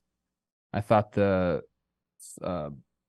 note that Sandy went and picked him up from the airport is pretty cool. Yeah, I like that too. They showed like mirror images of each other, or not mirrored, but like side by side, a mechanic. Yeah, I didn't love that. I think they did. Yeah, you said they were just righties. I mean, I think they more or less just did that because they're tall righties. It's pretty close, dude. Like, the leg timing was all off. So that's where the video was funny, because I think the throwing mechanics are pretty close. But it was funny to me that they were doing a side by side and like the legs to start were just not there. They end up being lined up, but that's where I got my goof off. What are Reds, 4 games under 500? Give me some Votto, Brandon Phillips, Todd Frazier, Sin-Shu Chu, Jay Bruce. Is it possible, Jake? Okay. On Baseball Today, I said there are 4 teams that could win the Central. Is it 5? I was not including the Reds in that. Cardinals are going right now. No, man. Boston, spoiler alert. I love these. I'm rooting for the Reds and their kids to be the Reds of a decade ago. What if they bring the kids up and they're that good? When's De La Cruz going to be up? I don't know. He's 21. I don't know if they're doing the game. I don't know if they're keeping him down the whole year. I don't know if he's getting called up. It's May 15th, dude. Right, but like, are they? I'm yelling at you like you're the front office. Yeah, right. I'm not lining up the Reds rebuild. What timeline is Noel V. Marte on? I don't know, man. I'm glad the Reds are winning game. I'm glad they have young talent. No, I don't have them winning the Central this year. Sorry, Reds Nation. Come get me. A lot of Reds. Tar and feather. What's happened in the National League? Man, I want to get to... I do want to talk some Snakes-Giants because we've been on those teams. The Mets and Nats are playing and are playing again. Mets get a breakout inning that it felt like they've been looking for in a while. They're not scoring in the first inning. Numbers are crazy for who the top of their lineup is. And yeah, it just feels like they need the baseball. They need to make a sacrifice to the baseball gods to change. I like that. Just change some of their dynamic. Like, they don't need a shake. Like, a couple of teams I've said needed a shake. They don't need a shake. They just need, like, one sacrificial lamb. And, like, you can score runs in the first. And your players are coming back and will be healthy. Can I tell you something? You also used the wrong green on this sheet because I can't see anything that it says. Use some weird neon green that my eyes don't pick That's up. usually my stand-up performer green. I can't see anything. You got to put your own flair on it. Shout out David Robertson. Oh, my God. You know I have to give this guy love because I just don't understand it. 14th reliever. That means strictly reliever only. To record his 1,000th career strikeout. I must be 10 of those at least. At least. Fucking guy. I like you, but I hate you. They wrap up that series today. Trev, you actually have to talk a little bit of Snakes-Giants. We gave the Giants a lot of love last episode. You're always going to be a believer in their coaches and what they do. The Snakes, give them the work. Again, 23-18. Like, it looks and it feels real. Their lineup, top to bottom. Gabriel Moreno is now doing some stuff for them from the bottom of the lineup. You just look at a lot of their offensive stats and they're doing it. Fletcher gets called up. He's raking and doing historic young guys things. Snakes have some real juice. Zach Gallen could be in the running for the Cy Young. They're calling up their young guys. Like you talk about Cincinnati and when for Arizona, it's now. Fott gets his first good start at the major league level. 5 innings, 1 earned run. My Snakes are they're bringing it day in, day out, and they fight off a Giants team that, like, you know, they called up Casey Schmidt. He's doing some historic stuff. Webb had them no hit through 5, and they fight back to win that game. Like, Snakes are kind of real. And people were mad where we had them on our TPP list. They thought I cooked the books. I didn't cook shit. Can you cook shit? No, I can grill. So can you. You don't grill. You live in New York. Do you even have a grill? I have a grill on my rooftop, yeah. Oh, no, you're bad. Snakes, gotta love them. I mean, this is not the way I thought they would do it, to be honest with you. You know, I thought, like, you know, offensively, you might be missing some firepower there. And they are 19th in home runs, but they score because they can do a lot of different things with the on the offensive side. 2nd in average, 5th in runs scored. That is not where I had the Snakes coming into the season. I have to be honest with you. We knew they had some top end pitching. I think that's an area where, you know, they can still look to improve. I know they're bringing some guys up. They have the nice 1-2 there with Kelly and Gallen. They're finding ways to get it done. And you can't ever count this team out because of the amount of, like the Rays you were talking about, put pressure on teams. I mean, that's exactly what the Snakes do as well. Like, there's not a moment that you can take off in a game because they're constantly applying that pressure on when they're hitting. So they're a lot of fun to watch. We had that really strange moment with Christian Walker during this series where he, you know, I don't know if I want to talk about that right now. I kind of like talking good stuff about the Snakes, but this was pretty funny. I think it was Alfonso Marquez, throws him out after he just claps a little bit. And the first base umpire rang him up on a check swing. He didn't like that. Kind of showed a little bit of emotion there, goes back in the dugout. And then when he calls no swing on a pitch, Walker goes, and that was enough to get him tossed. I thought that was ridiculous. Was Torey Lovello out of these games? Torey was at his son's graduation. Okay. Northern Arizona, I believe. I saw that because he wasn't out there arguing for him right there. Yeah, I mean, the Snakes are legit, man. I think there's definitely some room for improvement there, especially with the pitching. I don't know if they have that just handily ready in their minor league system, or they have to go make a trade. I know they got a great farm system. They could do stuff like that. So I think the trade deadline is going to be very interesting for them, depending on where they're at. Padres haven't gone. Dodgers are going to be tough to catch, but we know with the expanded playoffs that there's a lot of room there for these teams. The lineup can bang. It's like Orioles light. You know, up and down the lineup. I think every inning it feels like they have a chance to kind of do work. And yeah, the pitching, they're calling up kids. Are they going to fully click? Are they going to half click?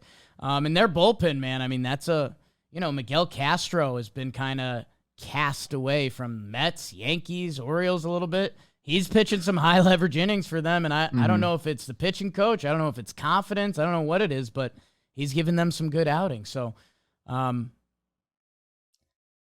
my Snakes can bang. 7 dudes with OPS plus over 100, and Longoria's right there at 95. He'll get it going as well. I mean, that's what we talk about. Jakey Analytics right there. Top Perdomo. Yeah. Doing it, huh? Yeah, man. Having Smith. Moreno having a couple games. It's a good time to be a lifelong Snakes fan like myself. Unfortunately, my Snakes are not doing as well as the big league Snakes. Trev, I'm going to burn the IL and then maybe give you a couple minutes to talk about whatever you need to talk about because we are running. Too many games. There's a lot of games. These are big series here, too. Your Baltimore Orioles, the second best record in all of baseball.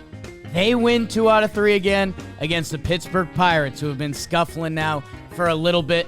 They win when Mitch Keller shoves. That's their new formula. On the final game, Keller, 13 punchies against that O's offense I love so much. But the bad news for Pittsburgh, they got shut out in the second game. Tyler Wells with a really good outing. Adley Rutschman and Gunnar Henderson homers. You might hear that a lot in Oriole futures. Casual Cedric Mullins cycle in the first game.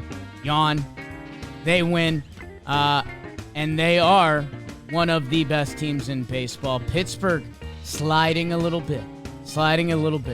The Blue Jays sweep the Braves. Hello. 3-0, 5-2, and then a walk-off to get it done in that final game. Chris Bassett, you'll hear about him later. Jose Berrios, Trev, your guy. He's been better of late. Been in the lab, figuring some things out.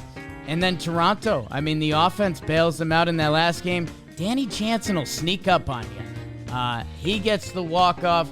The defense was horrible in the last game. Tough to watch. In a genuine note. How about the Jays sweeping the Braves? Their first real hiccup of the year. Speaking of sweep week, the Cardinals going to Fenway. What? That's right. Man, Nolan Arenado likes it there. It looks like it clicked, and he likes the monster. They blow him out on Sunday Night Baseball. They come from behind in that second game, erase an amazing Chris Sale start, and they come back against Kenley, some weird pitch clock stuff. Cardinals win that one, and they won the first game to get the sweep. Arenado went nuts throughout. Goldschmidt, Nootbaar, yes. Sox, tough. Bottom in the AL East now. Your Twins take 2 out of 3 from the Cubbies, Trev. They put up double digits in those final 2 games. Okay, you've been waiting for that offense to go, and it looks like they go. They get to Stroman on the final game. Joey Gallo, like the best hitter in baseball, basically. Kyle Farmer, remember when he was the shortstop before Correa? Well, guess what? Correa in that second game, he goes. Is he about to get hot? Happer and Morel in that first game for the Cubs. They get it done offensively. 2 of my favorite guys on the Cubs. There's some analytics. And the Brewers sweep the Royals to get back on top of that NL Central. Like I mentioned, they walk it off in that second game. Corbin Burns, 6-inning shutout. That makes sense. Christian Yelich, a couple 2-hit days. That makes sense. Come on, Brewers. You know we love you. And they're back on top of the Central, which hopefully is big for them. And that's what happened in your interleague play. Trevor Goof for a couple minutes, run hot, and then I'll give Beebs a minute because he did fill out the interleague. These were like the big series of the weekend. Gotta love it. Pirates, wishing you all the best. Throw Mitch Keller every single night. Yeah. He looks nasty. I did give him my Jamie Lannister award, so people should have known this is coming. You know, sometimes you got to change some things up. But this one's all about the Orioles. They're doing it. I can't say enough about them. They have just proved me wrong pretty much, you know, at every single turn. Them and the Rangers have been my 2 teams that I just wasn't bullish on, and they just said, shut the fuck up, dude. We're a good baseball team. I still hate the sprinkler thing. They got a guy spraying water into the stands now, so I'm kind of in on that. Yeah. It's like they're like punching me so hard in the face that like I kind of like it now, if that makes any sense. They're just going overboard with it. I'm like, fine, you win with the whole celebration. Mullins, first game, cycle, homer to cap it off. That's incredible. You gotta have a guy hit for the cycle, and your starter goes 6 innings pitch with 1 run, no earnings. That's a good way to win that game. Pirates offense just really didn't show up too much in this game, or the series, excuse me. In that second game, Adley doing it. Adley and Gunner. Like you said, you're going to be hearing about those guys for a long time. Really nice start by Tyler Wells. I mean, they're just kind of doing it on all sides of the ball. Offense, defense, pitching. They can beat you in a variety of different ways, and they showed it over the weekend. I know the Pirates have been struggling as of late, but still, I mean, take 2 out of 3. That's what you got to do. You get burnt by Mitch Keller. I think you're all right with winning that series, though, the way they did it. Trev, if the Rays did not exist, and they do, think about how much we've been milking the Rays and their historic start and their best season ever. If the Rays didn't exist, the numero uno team in baseball would be the Baltimore Orioles, who are in the same division as them. Yeah. They're like I said, they just do it like on all sides of the ball. I love this stat. I don't know if you read it off in your burn. I don't think you did, but 12-1 in series openers. That's a good feeling. That's how you get it done. I mean, that's how you win series. Hey, win the first one, takes the pressure off the next 2 games. You got to get one more. I mean, that's how you listen to ball players talk. I mean, that's what they say. Like, we got to win the series. We're focused on the series. You got to chop it down into little segments like that. It's the only way to survive a long baseball season. And if you win the first game 12 out of 13 times in your series, that's how you put those W's together, man. It's very, very impressive what they've been able to do. With, again, like, I mean, I'm going to be saying this all season long, but like a pretty mediocre pitching staff. I'm sorry. Like, we're going to get some good starts from time to time. I get it. These guys are big leaguers. But overall, you look at that staff, you're not really like, you're not too scared of anyone. Bullpen, sure. Offensively, sure. But they're doing just enough, man. Is that sustainable? That's the only question I have.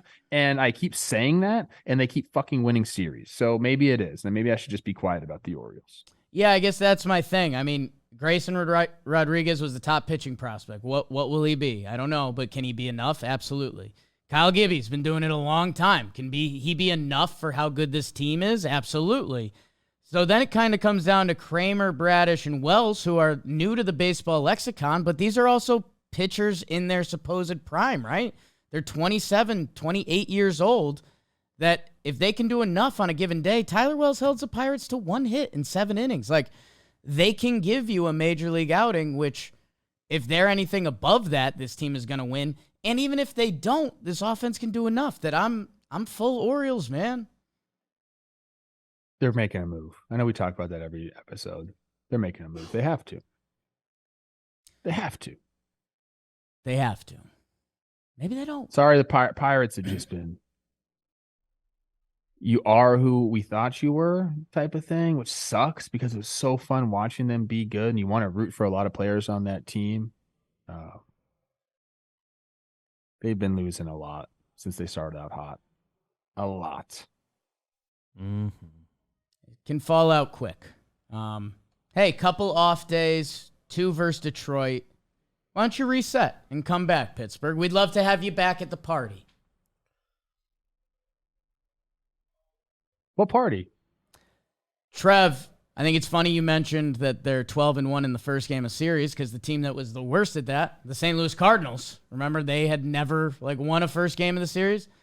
Not only do they do it, they end up bringing out the broomsticks. My Cardinals ticket I bought the other day, starting to look better and better each day, Trev. 7.5 games back at first. All we needed was a little bit of offense to show up. There are some other storylines here. Wilson Contreras is all of a sudden catching again, even though I think they went 6-3 with him not being the catcher, and that's a pretty good record. I don't know what that is. It's over 600 winning percentage. 666. I don't know. I you know what? I'm going to be honest with you. I actually texted Jack Flaherty about it. Guess what happened? No. Crickets. Wow. I don't think he wants to cross that threshold with me. I think that was a little too media-ish for him. And that's fair. Because he's liking my IG post, but won't respond to me, my text. I think that was a message. Shut up. I think that was a message. Shut up. Yeah. I had to figure it out, dude. I don't get it. I don't think anybody understands what's going on except maybe the people that are. Had to ask. I had to ask. I don't know. Cardinals sweep. Cardinals freaking sweep. And yeah, Nolan Arenado went off. And that's what they need. I mean, they need their big guys to get going offensively. They need a couple other things as well. But we talked about it last episode. Like, yeah, you could sprinkle on the Cardinals. I don't know if it was last episode, but a couple episodes ago. We talked about it. It was Trev. We'll make fun of ourselves throughout the year, but really good managing by Marmol to have Arenado go nuts this series, and to have. I thought it was better managing when Nolan Gorman hits the 2-run homer. Yeah, man. I don't know. James Paxton's back for the Sox. Sale had a good start. Red Sox fans. This series felt better than a sweep to them, but tough one for Kenley. Yeah. I mean, especially Sale does what he does, then Kenley comes in and kind of he blows it and gives up some runs. But you could say it's tough for Kenley, tough for the Red Sox, but great for the Cardinals to get a victory like that. Yeah, Cardinals come back from a couple deficits, put together some rallies when they need to, and then they were able to kind of coast yesterday, but eventually. Who do they got coming up next, Jake? I know we got to kind of push it into high Which gear, team? but they have a Cardinals. Cardinals, Milwaukee, and the Dodgers, and then Cincy. So, Nice time to get hot. hey, it'd be a hell of a time to send a message to Milwaukee. That Dodger series is more so survive. Urias, Gonsolin, Syndergaard, Kershaw. Hello. Don't have time to Jays? really go into it, but Royals, Brewers, just a couple hard-fought games. Eric Lauer in relief. Nice. They said they were skipping his start, then they needed him. 5.2. The only two hits he allows are a pair of solo shots in the 9th in garbage time. So maybe he found something, and I guess he'll be back there next time. That's not what they've announced, but they were gonna skip a start. I saw Yelly running the base pass. I think it was like an errant throw on a steal, goes to third, errant throw to third, goes home. Yeah. He's kind of like embarrassed about it when he crosses the plate. He's like, sorry, that was just not good baseball by the other team, but I scored. Didn't Yelly had like a big fundraiser? Was that this weekend? He did. A lot of people came out for that. I did not get the invite. What's up with that? Oh. I think so. There's some more Yelly coming later, but also 3 game-tying homers. So how about that? That is nice for the Brewers. That was one of the keys to the season was get Yelly going again. So raised $300K golly, to help Milwaukee in their Little League fields and teams and stuff. So that's cool. We love that. Yelly. Great series for the Blue Jays. Huge. Against, what we consider the second best team in baseball. Class of the National League. Bassett drops it. Are you talking about him a little Sure later? am. I won't go into that. But there's some things going on there outside of the field that he had to take care of. You said Barrios had a good start there. They win the second game 5-2, and then just a great comeback by them in that last game. Kind of a bunch of people did it for him. And then Jansen ends it with the walk-off.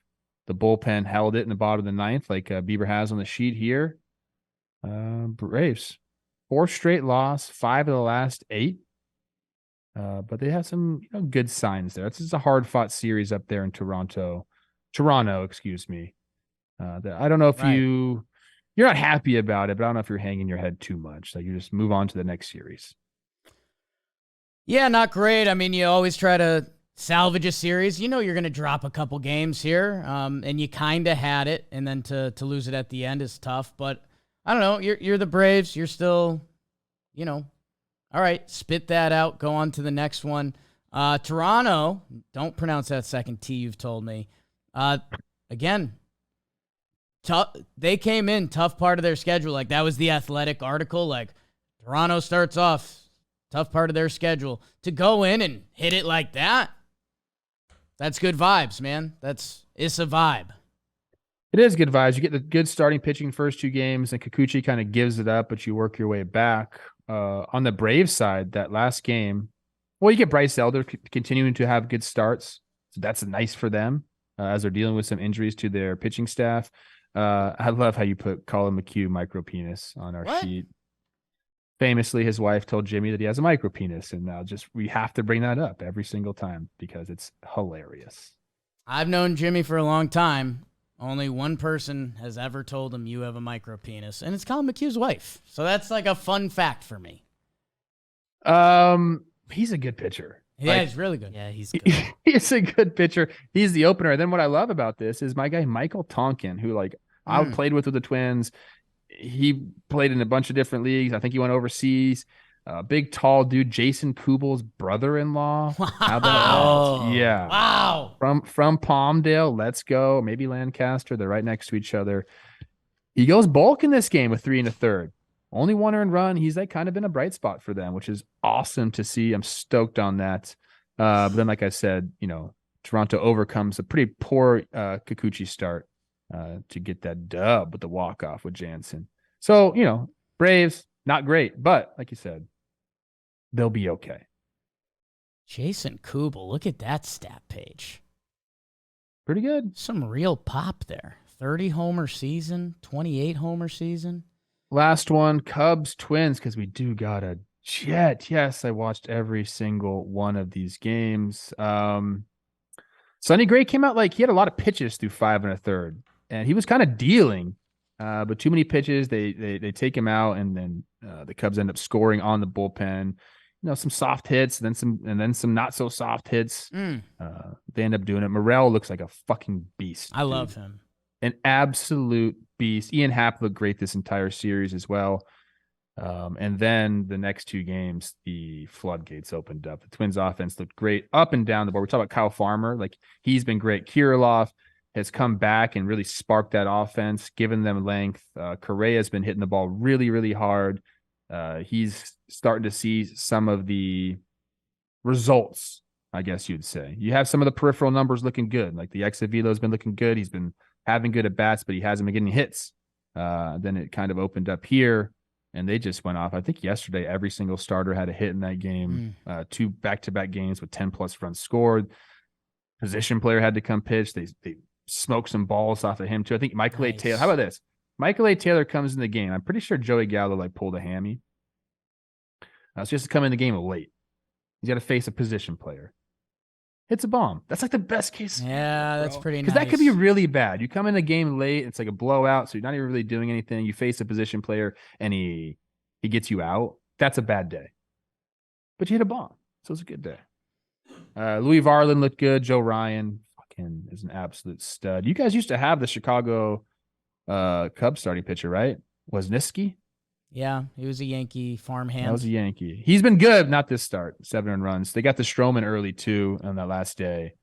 They just kind of hit the ball all over the place. They look good, man. Twins riding hot in the LA series. Big Twins-Dodgers series. Make sure you guys check it out, and make sure you grab a blue moon while you're doing it. I know Trev's going to have a couple this week. It's going to be a good feeling. On the field. With his glove and a blue moon. Reporting from the sideline. And I wish he was doing that in Denver, but Kelsey's got that locked down. But that's where Blue Moon was created, Coors Field. It's a baseball beer, literally brewed by baseball. That Valencia orange peel is the difference. That's what makes it special. That's what makes it an all-star, one-of-a-kind Belgian wheat ale. And it's just made brighter, full-flavored. And why don't you get it delivered? Go check out get.bluemoonbeer.com/baseball. Find out where that Blue Moon is and get it. Enjoy it responsibly. Blue Moon Brewing Co., Golden, Colorado. Blue Moon in baseball. Hell yeah. Start tweeting that at me. That's the moon and a baseball are the same shape. Whoa. Trev. Standout performances. I'm giving mine to Nolan Arenado, who on Friday went 4 for 5 with a homer, 2 ribbies, and 2 runs scored. He had a great series. There was a cool moment where Tristan Casas asked him to do a jersey swap. Yeah. And he's like, yeah, bro, like, just take it. I can't hit in it anyway. Yeah, right, dude. Stop it. You can't be self-defecating. Is that not defecating? I said that before on this show. Deprecating. Is that the right word? Deprecating. Sometimes that comes with some To be fair, you can't be I'm running hot right now. We got a lot of stuff to get through in 8 minutes. He has to get going. And it was only a matter of time before Nolan Arenado turned it on and this Cardinals offense gets going. But a nice series for him. Nice game here on Friday. And they'll be right in the mix, right in the thick of things in the NL Central, no doubt. I hope they might have so. to do some things pitching wise, but you knew the Cardinals weren't going to be that bad for that long. And once this guy gets going, it's going to spark everybody. He's one dotting OPS wise in their last 10. And yeah, he's full blown getting it going. Trev, same with my guy. A couple talking baseball faves here. Chris Bassett. The Bassett Hound, Seabass, one of my favorite signings of the offseason. I said it on repeat. Even like that part of the offseason that we hit that we're like, oh my God, give us baseball. It felt like The only thing I was saying was, man, I love that Chris Bassett contract. How great was that? Like, shut up, Jake. And then he came out and he wasn't doing so hot. He got rocked for 9 runs on his first start of the season. Since then, I'll do a couple butter knives for you. 7 starts, 45 innings, a 1.97 ERA. In the month of May, in his 2 starts in 16 innings, that's about 8 innings a start, people. Little math for you. He hasn't given up an earned run. That's really good. Chris Bassett has a calm about him that I felt was also like a fit with the Blue Jays. Like, Chris Bassett is going to do his thing. He did his thing on Oakland. He did his thing on the Mets. Think about those 2 different dynamics. Like, Chris Bassett's going to go out and he's going to shove and he's going to get the job done. And if he does that with the guys who are going to come up through the lineup 4 times with the Blue Jays, that's where I thought he was in a perfect position to be successful. And he has been basically ever since the first start of the season. Since that first start, he's gone 5 or more in each start. Actually, he's gone 6 or more in each start except 1. So, like, Chris Bassett, that is crazy valuable. And it was against the Atlanta Braves, Trev.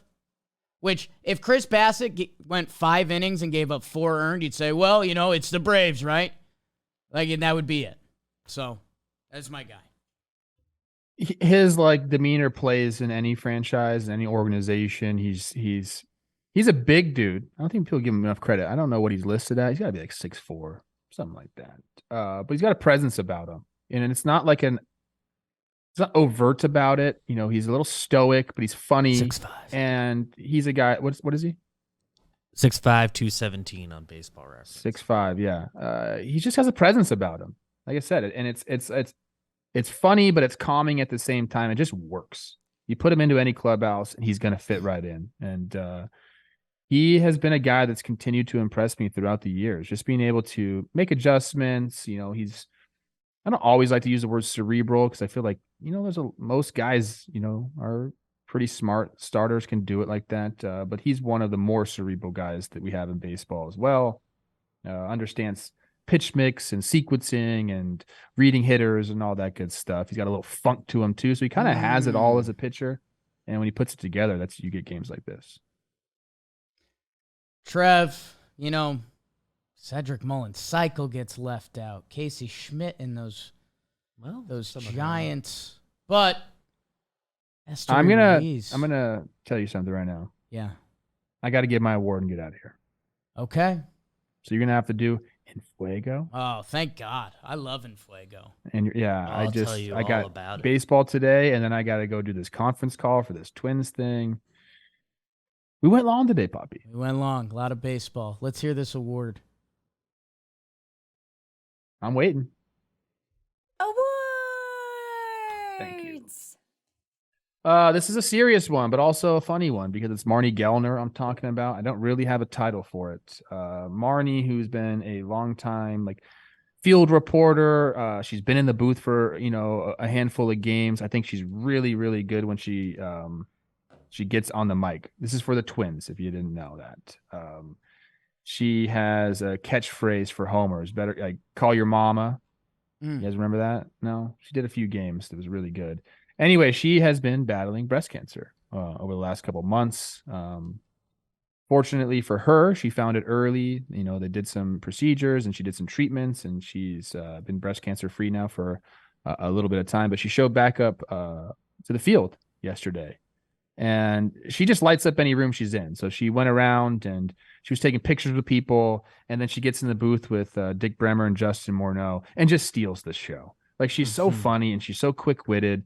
At the end, famously, Dick Bremer is very protective of doing what he's supposed to do, making sure the count is set. He wants to, talk about the plays. That's his thing. Well, she got in there. The inning's about to end. Someone hits a ground ball, and Dick starts to talk, and she cuts him off and talks about the play. Grounder this, and she brings it into commercial, stepping over Dick Bremer, and it was just classic Marney Gellner. She went on the radio with Dan Gladden and Corey Provis, did the same thing, stole the show there. Hasn't been at the ballpark for a while, but she came back on Sunday, and it was just like good to hear her voice, get her perspective, because she is like if you're from Minnesota or listen to any of the games or watching the games the Twins have played over the last couple of years or the last decade, you know who Marney is, and she's a treat, man. So I wanted to give her a shout out. We have a bunch of people dealing with stuff, Emily Walden, Sarah Langs, like a bunch of our queens in the game going through things. So I wanted to make sure we give a shout out to Marney because she's the best. Call your mama. Serious award, Trev, this year. It's kind of serious, but kind of silly because if you know Marney, she would hate that I would be serious. Okay.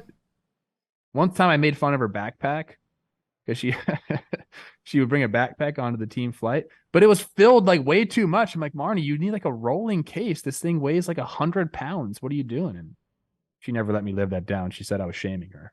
Wow. Yeah. Team Marney. I kind of was. You would have gotten her a bigger backpack. You absolutely were. Trev, baseball today. Sideline, Trev. Go kill it. You're gonna bring the glove. Everyone watch the Twins broadcast. Okay, I'll bring the glove. Bring the glove. Watch the Twins Bally Sports North broadcast. Yes. All right, Papo. Good luck. Love you guys. We love Sorry you. I have to leave. The numbers boost. Ooh. Spike. Yeah, tune in on the game for me, please. Done. Tweet at him. Later. Bye, Trev. Muted him. Get him out. Babes, hit the Infuego music and let's have a real fucking show. Dirt nasties on fuego. That means I'm on fire, baby. Like Waco. Jake, do you mind if I tell you about the Infuego list? I put it together. You did, Beeps. Told you a little bit about him already. Christian Yelich, 6 for 11 this weekend. That's a 546 batting average. 3 homers, all of them tied games. 7 ribbies, walked, 4 runs scored, stole 2 bags, 1.9 OPS. Your guy, Dominic Fletcher, he goes 8 for 15 this weekend in a 4-gamer. He hits 2 homers, a triple, a double, 11 ribbies, only strikes out once, 1.6 OPS. Josh Naylor, 3 go-ahead shots, 5 for 11 on the weekend, 2 walks, 1.811 OPS. By the way, he stole a bag. I got to watch the video of that and find out what happened there, because that can't be straight up. On the week, Casey Schmidt, it's his first week in the show, and he hits 458 and 24 ABs. 2 homers, 3 doubles, 5 runs scored, drives in 5, strikes out just 4 times, a 1.292 OPS. Jake Fraley, we shouted him out already, 7 for 17, 3 homers and a double. Nice, stole a bag. Mitch Keller, 2 games this week, 16 shutout innings, 8 hits, 1 walk, hit a guy for fun, 21 strikeouts. He's pitched past the 6th inning 6 times in his career. 2 are this week and 3 are this season. So shout out Mitch Keller. We like him. Friends with Cole Tucker. Friends with us. Over the last 2 weeks, couple arms to shout out. Trev's guy Joe Ryan. Got to enjoy him some more. 3 games this month. 18 innings, 2 earned runs. That's a 1 ERA for those of you keeping score at home. 21 Ks, 3 walks. The FIP holds up to 146 FIP, holding opponents to a 459 OPS. That's not good for the hitters, good for him. Evan Phillips, 5 shutout appearances for your Dodgers. 1 hit in that time, 7 Ks. Joe Ryan, couple funny thing while Trev's not here. I told Trev, Joe Ryan, your friend on Instagram, and Trev instantly sniped me back, and he said, he's just my friend. I said, okay, Trev, sounds like it. Yeah, I know Casey Schmidt. I've said the name a few times. He was like 1 total base shy of the most total bases in a player's first 20 at-bats or something. Total bases are always a little weird for me. Like, they're obviously a very important stat, but we kind of don't treat them that way. It feels like a number we should, have off the top of our heads a little better, but we just don't. I think the number just gets too big and we all tap out.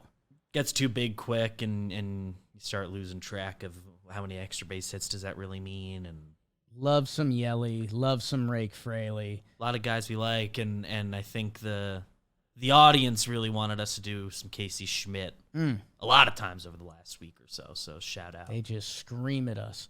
Beebs, Fuego job. And as you found out, midway through there. I snagged a guy that could have been discussed on that. For my, hit the sound again if you haven't. Awards!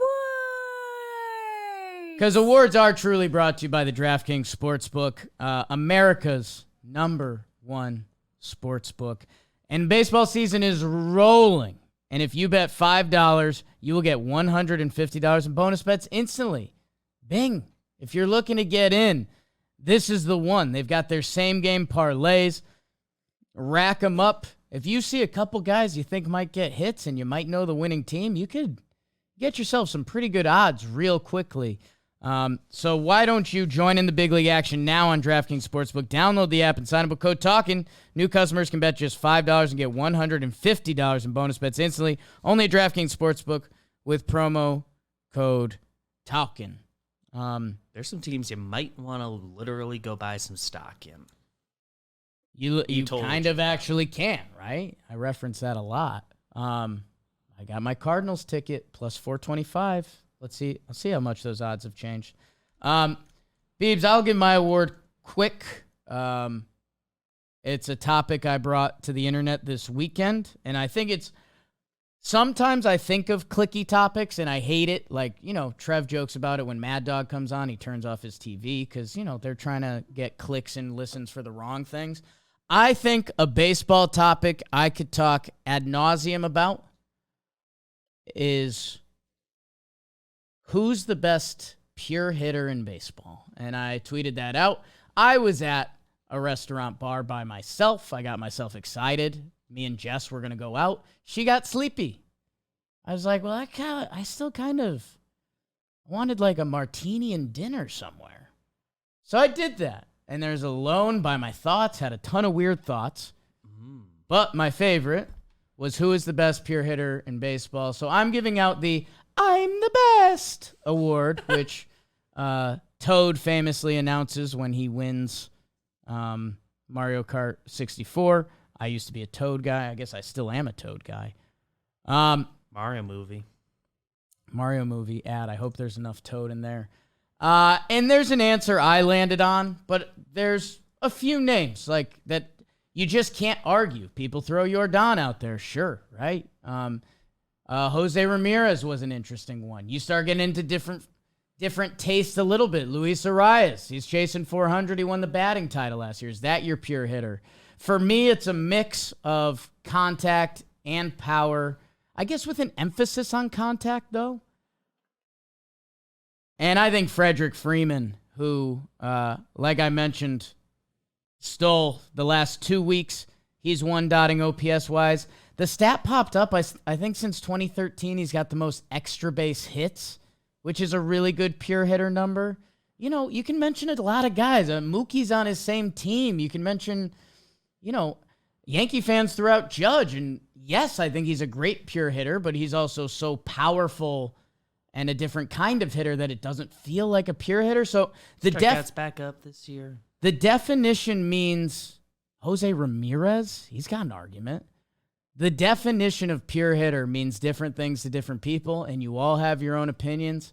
I think mine's Frederick. I think if he wanted to bat 400, he could. I think if he wanted to hit 40 homers, he could. Instead, he kind of sits in the middle. He'll hit 330 and hit 30 dingers. And when Trev mentioned, why are these Dodgers good? And they're back atop the NL West, and they're stretching their run differential, and they're getting hot. Not only is the lineup long, but they've got all-time dudes, and Freddie's one of them. So that's the I'm the Best award. Beebs, if you'd like to send us off with something, please. Oh, well, can't say I'm fully prepped. Okay. Shout out Shout out Christian Yelich Yelich again. Love him. And I hope everything nice we were saying about the Yankees earlier comes true. Yeah, I bet you do. Yeah. Because Toronto could make Yankee fans feel real bad over the next 4 days if they played like they did this weekend. Hey, guys, a lot of baseball this ep. Thank you, guys. I think it might be a Jake and John Wednesday because Trev is a beat reporter now, I guess. Day game. Check out everything. Thank you, guys. Tell me your best pure hitter. Hope your team's playing well. If you listen this far, you might like Blitzball Battle. Jake sucks. Jake sucks. Yohan Moncada's back. Yeah, I saw Moncada's stats. Third base is interesting, man. Let me know when you get to Moncada and Rendon. Rendon's his own thing. Moncada, I like him, I think.